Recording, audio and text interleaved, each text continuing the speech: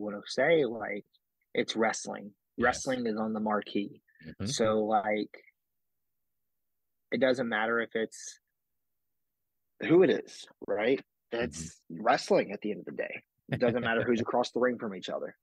It's so true. So wrestling shows can be a long day, whether you're a performer or like you, the promoter. What is something that you normally is always in your bag, whether you're working a show or traveling for a show? Oh my gosh, something that's always in my bag. Geez, hopefully my gear every time, right? Fingers crossed. I always, I always, I always have the fear that I'm gonna like leave my gear at home, but just bring my bag. That's a genuine thing that I think about. But one thing that's always going to be in my bag is a protein bar There you go. because I need something to like make sure that I eat, and I'm very bad about that. Like on show days, like I'll just kind of be going, and I will literally run myself on fumes, which probably isn't the best thing to do, but No. I will do that because I have my head in a million different places. Because not Yeah. only am I promoting, I'm performing. Hmm. I have to figure out like a whole bunch of different things. So, keeping something small like that in my bag is a nice reminder of okay, like, hey, you need to probably settle down for a moment, take a bite, and you're not you when you're hungry. So eat a Snickers. I don't know. I love that. So I usually ask the women this, but I've started asking the men as well. Do you have a double stick tape story? A double what? Double stick tape. It's tape that I had adhesive on both sides, kind of keep things where they need to be. I don't think I do. Okay, well, it's fine. It's fine. Some I've asked. What's the most interesting Well, double stick tape story you've been told? so I didn't ask this story or didn't ask this question until somebody did tell me a story about double stick tape where she was a manager before she was a wrestler, and she took a bump to the outside, and unfortunately her top came up, and all of a sudden she's got somebody covered her real fast to make sure that she doesn't expose herself to children any more than she already did. But she said ever since then she would always have double stick tape with her, and it would either be for her or anybody else. And so I've asked other people, and they're like, "Yep, I over double stick tape just in case that does happen." So you know, you just got to make sure. Interesting. Yeah, most things that us guys don't have to worry about, but sometimes they do. Yeah, you never know. Exactly. Um,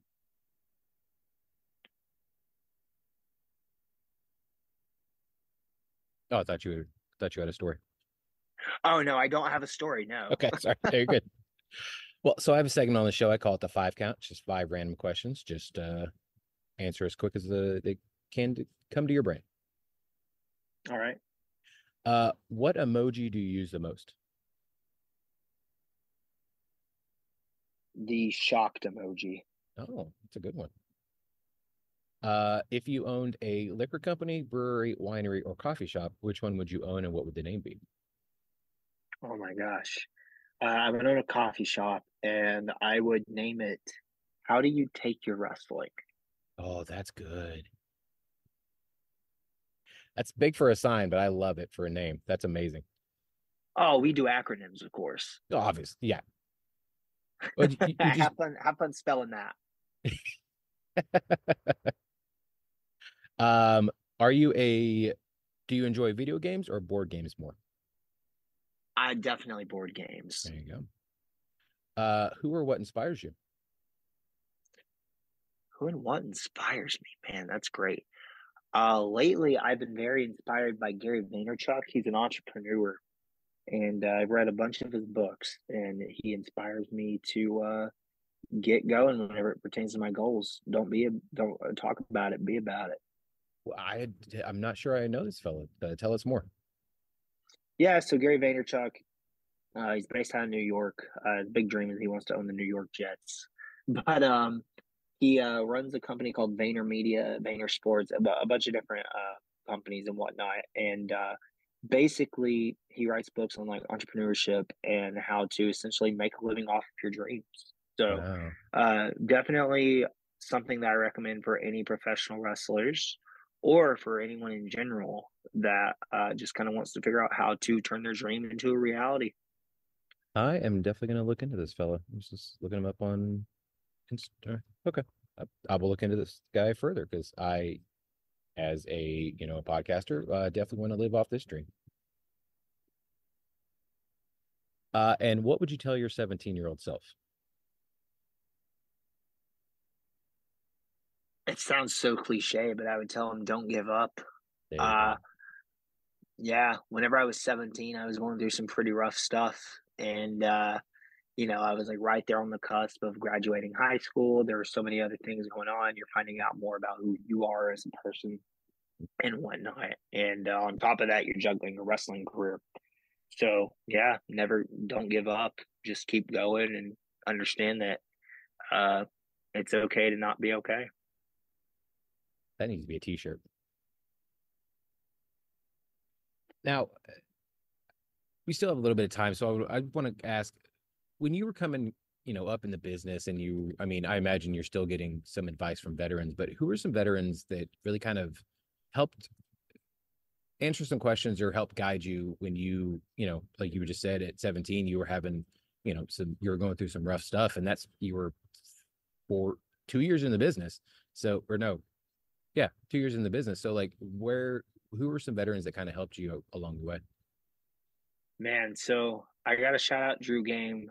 Rest in Mm, peace. He was one of my first mentors in professional wrestling, and he was a mentor to me till the very end. He passed away actually in 2020, and I remember that was really rough. But he was one of the best people I knew, and he took me on the road for the first time. He taught me what it was to be in the business, and I'm very thankful for him. The other two I would say would be the guys that retrained me in Carry Awful and Nick Iggy of the Carnies. okay. They, that's my family, man. Carrie's my wrestling dad, Nick's my wrestling uncle.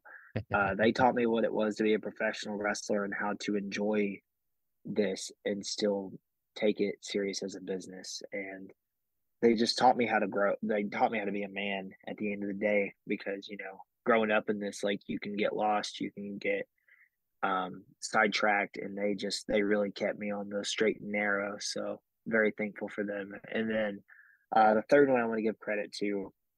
I don't talk about this one as much, but I would like to say Steve Carino. Oh, Um, Whenever I was younger and going through those hard times, I had become really good friends with Colby, his son, mhm. and Colby and I are still best friends to this day. And Steve had heard that I was going through some really rough stuff, and he sent me a message um, on Christmas Day in 2015, basically telling me not to give up. I had a lot of potential, and that like he would hate to see it go wasted. That if I ever need anything, I could let him know. Like it was along the lines of that, and if it wasn't for that, I don't know if I would still be wrestling because at the time I was thinking about not wrestling anymore. So, uh, very, very thankful for Steve in that regard and for him always being willing to answer a text if I'm going through it. That's amazing. I love hearing those stories, and I think we as the wrestling community need to hear more of those stories because, especially, online is so toxic most times that people get bogged down by the negative stuff, that I think we need to put way more emphasis on the positive stuff. Yeah. I mean, you become what you surround yourself with. And if you surround True. yourself with positive people, you're going to be positive and you're going to reinforce positive into others' lives, right? Yeah. Um, that's it. That's why you got to limit your social media intake, realize that there's a life past the keyboard, and then just live. That's it, man. Just live. There's a 21st century Canadian philosopher named Justin Bieber that says, "Get life straight from the source," and I fully agree with that, and I love it. Oh, yeah. I think I've heard of him. Yeah, he's a little well known. He's also Yeah, gone through some fairly. negative stuff, but is on a positive side now. There we are. Yeah. Well, if people want to find you online, follow you, watch you live, buy your merch, how can they do all the things? Yeah, of course. So you can find me on social media, of course, on Facebook under Jaden Newman dash official. On Twitter at Jaden for Real. That's JADEN number 4 Real. Instagram at Jaden1Newman, JADEN number 1 Newman. You can also go to my website, jadennewman.square.site. And I also have merch available. You can find that at prowrestlingtees.com/Jaden Newman.